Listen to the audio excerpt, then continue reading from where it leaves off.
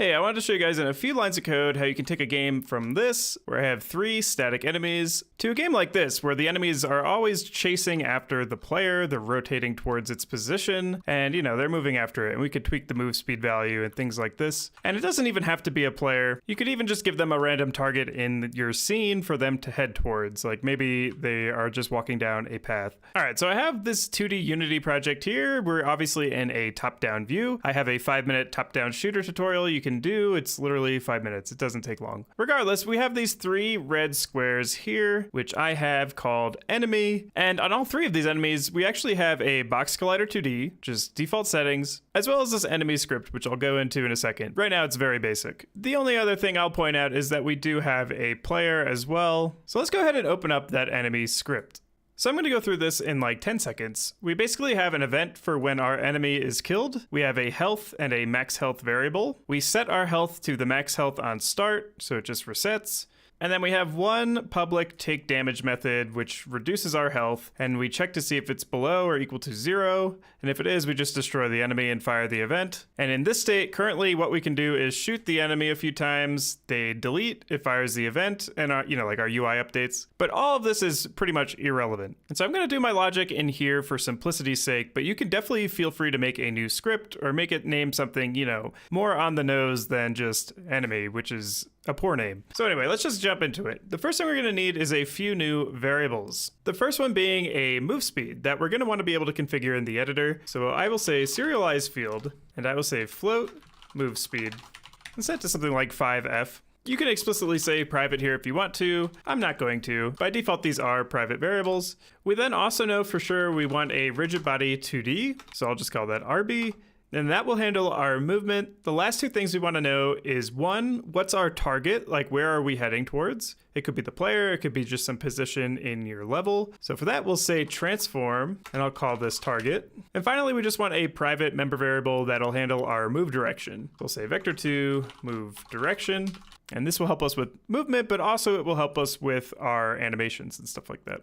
Okay, so that's it. Let's go ahead and do the first thing and initialize this rigid body. So I'll say void awake, which is where we want to be doing get component as opposed to start, because it's a little bit costly. It's just a minor efficiency thing where we could say RB is equal to get component of type rigid body 2D. And this will then happen while the game loads as opposed to when it first starts. Okay, but with that done, we can actually just close this because we're not going to be touching it again. So what I want to do is at start, I want to find the player game object. And there's so many ways you could do this, right? For one thing, you could expose a target variable on your enemy script here, and then, drag and drop your player into it, or any target really. It doesn't have to be the player. It could even just be an empty game object you've placed somewhere. You could have something like a box collider around your enemies so that when the player gets close, on collision, we set the target then, and then the player starts chasing.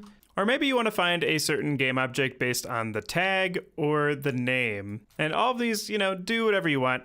To make things abundantly clear, what I'm going to do in start method is say target is equal to gameObject.find and pass in the name player.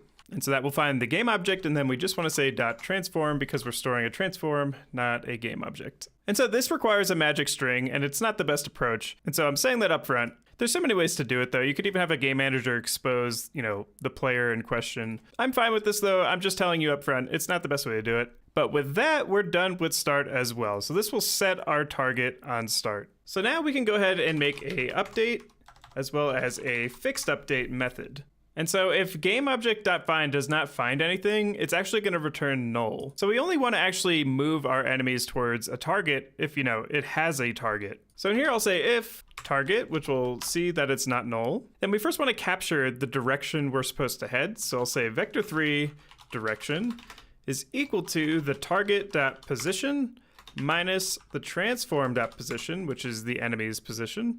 And then I'm just going to normalize that vector, which will cap it, at a maximum of 1. And so this is going to give us the vector direction of where we need to go. We then want to calculate our angle to actually rotate by. So I'll say float angle is equal to mathf.atan2. And then we need a y and an x float variables. So we'll say direction.y and direction.x. And then we just want to multiply this by mathf.radians to degrees.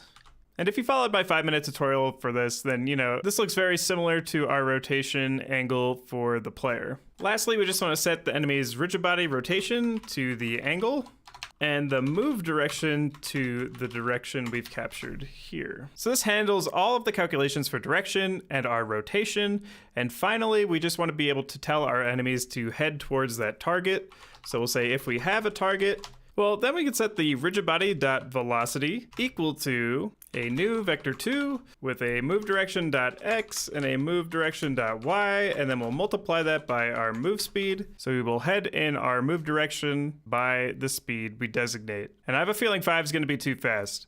But that's it. That's everything we're going to need for our script. We can now click on our 3 enemy game objects, and I'm going to add a rigid body 2D. We can't forget to do that.